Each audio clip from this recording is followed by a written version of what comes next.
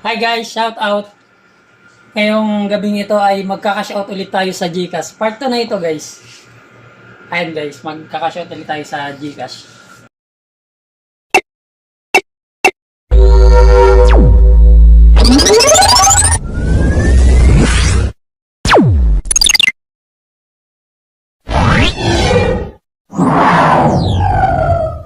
By the way guys, hindi lang pala sa GCash kayo pwede mag-cash out. Mayroon pa kayong pwedeng pag-cash outan.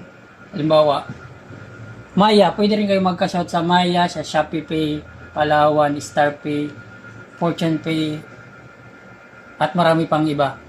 Pwede rin kayong mag-cash out sa mga bank, katulad ng BPI, GoTime, Sterling Bank, Maribank, at iba pang mga bank gamit ang QRPH. Pag nag-cash out kayo sa GoTime guys, walang charges dyan. Itong GoTime lang yung walang charges. Pero kung sa BPI, Maribank, may charges na yan na 20 pesos. Dito rin sa pag-cash out ng Maya, ng GCash, ng Shopee Pay, may charges yan na 20 pesos. Every transaction yun guys. Halimbawa, 500 yung kinash out nyo. 20 pesos yung bawas niyan. Pag 3,000 naman yung kinash out nyo, 20 pesos pa rin yung bawas niyan. Kaya mas maganda, 3,000 na lang yung i-cash out nyo. Kasi parehas lang naman yung bawas ng charges eh. So ngayon guys, yung i-cash out ulit natin, yung part 2, GCash ulit. Tapos sa huling video na yun, ipapakita ko sa inyo kung paano i-solve yung error na cash out nyo sa GCash. Ipapakita ko sa inyo ang solusyon kung paano ma-claim ang nag-error yung cash out sa GCash. So ngayon guys, magka-cash out na ulit tayo.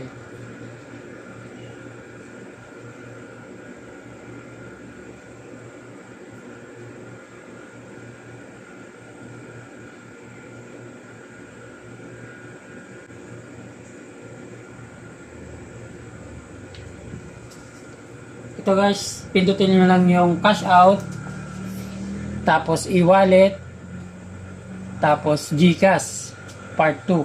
Click agree, 09, number ng GCash 095566899961.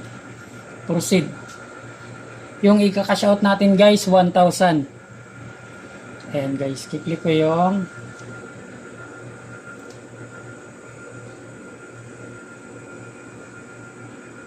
click 1,000, click proceed,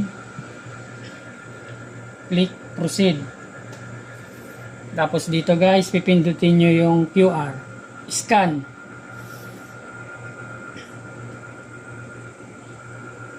Yan guys, scan nyo lang yung QR.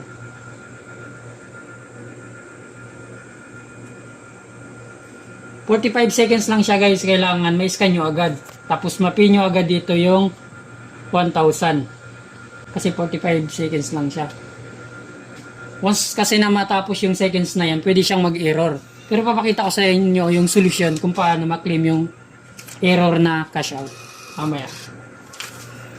And guys, nakapag-cash out ako ng 1K sa GCash. Print resibo, print successful.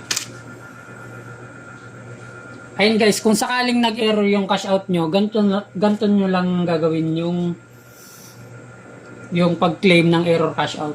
Pindutin nyo na lang yung cash out, tapos i-click nyo yung pay and go, tapos agree, tapos number ulit ng GCash nyo 5566899961, tapos proceed, tapos get pin. Pipindutin ninyo yung get pin, tapos may magsisend dun sa GCash number nyo ng 6-digit pin, tapos ilalagay nyo dito, halimbawa 1, 2, 3, 4, 5, 6, tapos isubmit nyo. Lalabas sa pay and go nyo yung hindi lumabas na error cash out, tapos dun sa pay and go nyo ano lang yun, i-transact nyo ulit sa GCash nyo para lumabas na dito.